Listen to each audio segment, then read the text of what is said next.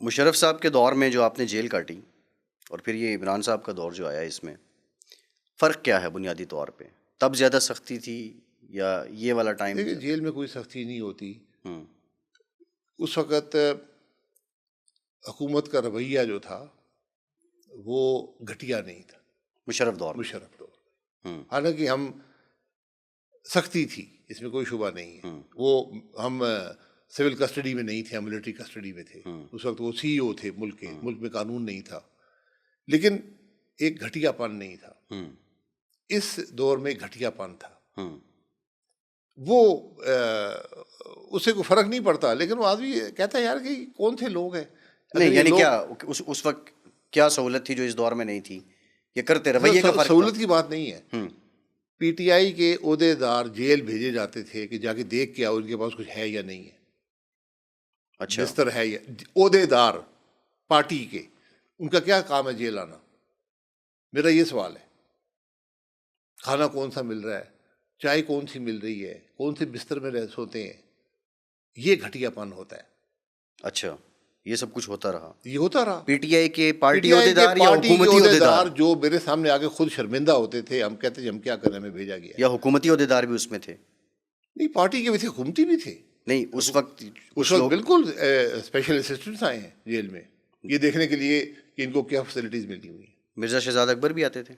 نہیں، شہزاد اکبر صاحب کی اتنی ہمت نہیں تھی میرے سامنے آئے. اچھا صحیح ہے. باقی لوگ آتے تھے اور جی مختلف لوگ آتے تھے، بیچارے شرمندہ ہوتے تھے، کہتے ہم کیا کرنا میں بھیجا گیا.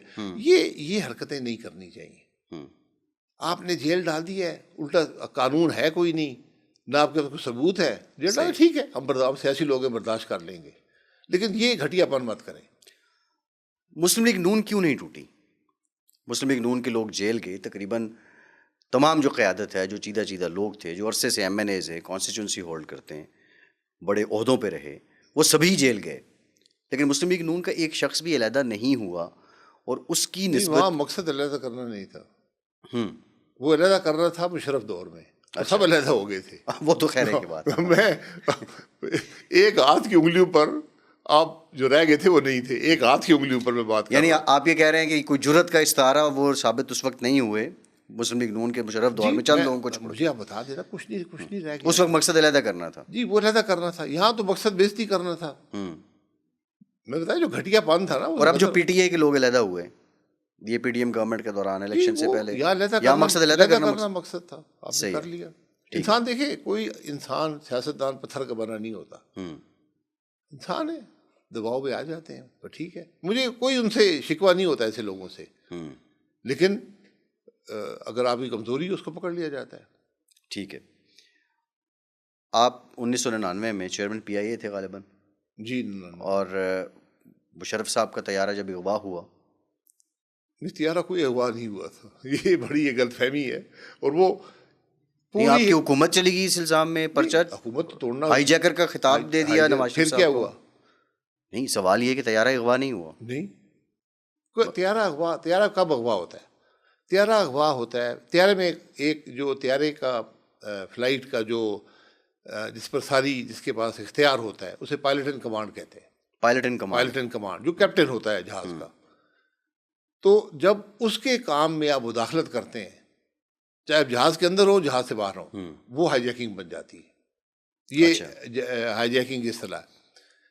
اس دن ہم نے کوئی انٹرفیئر نہیں کیا.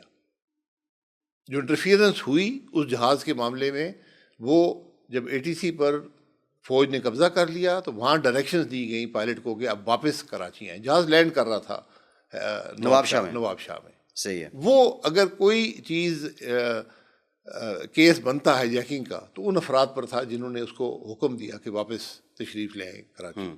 نہیں، ایئر ٹریفک کنٹرول نے کس کی ہدایت پہ انسٹرکشن؟ ایئر ٹریفک کنٹرول کو ٹیک اوور کر لیا گیا. ٹیک اوور کر لیا گیا جو بھی وہاں پر، کیونکہ ایک ملک میں ایک کو ہو گیا تھا، تو وہاں جو فوجی افسران آئے تھے انہوں نے حکم دیا جہاز کو کہ آپ واپس کراچی آئیں. کیونکہ آپ پائلٹ بھی ہیں تو آپ زیادہ بہتر ٹیکنیکلٹی سمجھ سکتے ہیں کہ اصطلاح آپ نے بتائی جس طرح. لیکن جو میاں صاحب پہ کیس بنا جی طیارہ ہائی جیکنگ کا، وہ تو اس سے پہلے کا بن چکا تھا کہ سری لنکا سے واپسی پہ انہوں نے روک لیا اور وہ اترنے نہیں دے رہے تھے، اور اتنی فضا میں تعلق ہی نہیں تھا جہاز سے. میں پی آئی کا چیئرمین تھا. اچھا. جہاز سے ہم نے بات کی تھی. تو اب جب آپ کا اے ٹی سی جو ہے وہ کنٹرول کر لیا انہوں نے، تو آپ کہاں تھے؟ کس نے؟ اے ٹی سی تو سول ایویشن کا ہوتا ہے نا، ہم تو سن رہے تھے، ہم نے خود یہ سب باتیں سنی ہیں. تو وہ ریکارڈنگ تو موجود ہوگی؟ ریکارڈنگ موجود ہے، اسی تو کیس نہیں بن پایا. وہ اب بھی موجود ہے، وہ ابھی ریکارڈ موجود کا ہوگی، حصہ ابھی ہے موجود ہوگی، سب کچھ ریکارڈ کہ کا حصہ ہے. انسٹرکشنز کون دے رہے ہیں. جی بالکل بالکل. تو یعنی یہ بھی درست ہے کہ وہ پائلٹ سے جو کنٹرول سسٹم جو کنورسیشن ہوتی ہے اے ٹی سی کے ساتھ، وہ اس وقت مشرف صاحب نے خود بات کی جی یہاں کے، اور انہوں نے جو نک نیم لوگوں کو دے رکھے تھے ایز پر جی پلان، میں نے سنا ہے وہ سب، میں نے خود اور پھر سنا یہ بھی پوچھا کہ شاید میری بلی کا نام کیا ہے یا میرے کتے کا نام کیا ہے. یہ باتیں درست ہیں ساری؟ جی جی جی. اور یہ آپ نے سنی؟ میں نے خود سنی ہے. دیکھیے اس میں اصل جو باتیں تھیں، جو کاکپٹ کے اندر باتیں ہوئی ہیں، ہر جہاز کے کاکپٹ کے اندر جو بات ہوتی ہے وہ 30 منٹ تک محفوظ رہتی ہے. اور کوئی بھی جہاز کا معاملہ ہو تو پائلٹ کی سب سے بڑی کوشش ہوتی ہے کہ میں اس کو محفوظ رکھوں. اس فلائٹ پر جہاز اترتے ہی ایک بٹن ہوتا ہے، اس سے وہ مٹا دی جاتی ہے. وہ مٹا دی گئی تھی. اچھا. 30 منٹ وہ سب باتیں اسی پیریڈ میں ہوئی ہیں جو کاکپٹ کے اندر ہوئی ہیں. کاکپٹ کے اندر کی باتیں، باقی اے ٹی سی کے پاس جو ریکارڈ ہے وہ موجود ہے. جو اے ٹی سی سے بات ہوئی ہے وہ موجود ہے، وہ ریکارڈ موجود ہے. بالکل ٹھیک ہے. وہ تو کیس کا حصہ بنا تھا. کیس میں وہ لائے تھے، اور وہاں پر جب وہ دیکھا گیا تو اس میں سے بہت سے الفاظ کاٹے گئے تھے. تو ہمارے وکیلوں نے آبجیکٹ کیا تو وہ ایویڈنس ڈرا کر لیا گیا تھا. اور وہ آپ حیران ہو گئے کہ میرے خیال پاکستان کی تاریخ کی پہلی ایف آئی آر ہے کہ جج نے ایف آئی آر ہی اٹھا کر باہر پھینک دی تھی. اچھا. اس نے کہا یہ ایڈمیسیبل ہی نہیں ہے. وہ پھر بھی کیس چلتا رہا. یہ کیوں ہوا؟ بہت سے لوگ کہتے ہیں کہ 98 میں شاید کسی انٹرنیشنل پریشر کا شکار ہو گئے نواز شریف صاحب، جو ایٹمی دھماکے ہم نے کیے، یا جو کارگل والا معاملہ تھا اس کے بعد نواز شریف صاحب جو ہیں وہ ناقابل برداشت ہو گئے. بنیادی آپ کیا دیکھتے ہیں، پولیٹیکل اسپیکٹ کیا تھا کہ نواز شریف کے خلاف کو کیوں ہوتا ہے؟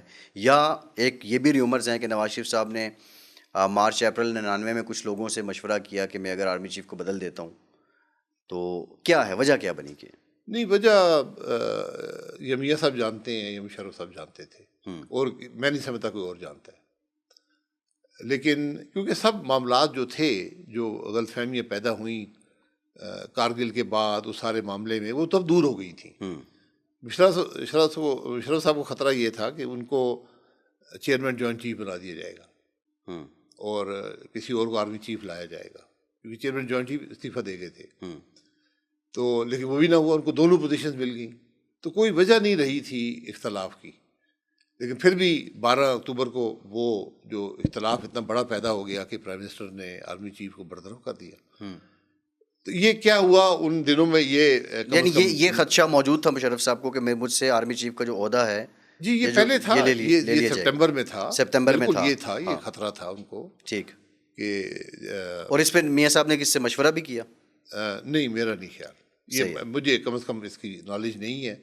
لیکن یہ تھا کہ مشرف صاحب کو یہ خدشہ تھا کہ ان کو ہٹا کر چیئرمین جوائنٹ چیف بنا دیا جائے گا اور ان کی جگہ کوئی اور آرمی چیف آ جائے گا. میاں شریف صاحب نے نواز شریف اور مشرف صاحب کے جو اختلافات تھے یا ناراضیاں تھیں ان کو دور کرا دیا. جی بالکل. ان کی میٹنگ ہوئی، انہوں نے کہا میرا بیٹا ہے، وہ سب باتیں ختم ہو گئی تھیں. اسی لیے 12 کو کیا ہوا یہ صرف میاں صاحب اور مشرف صاحب جانتے ہیں. تو اگر اس کو شاید مشرف صاحب بھی نہ جانتے ہیں، ہو سکتا ہے یک طرفہ میاں صاحب کو کوئی ایسی انفارمیشن دی گئی ہو کہ انہوں نے یہ قدم اٹھایا.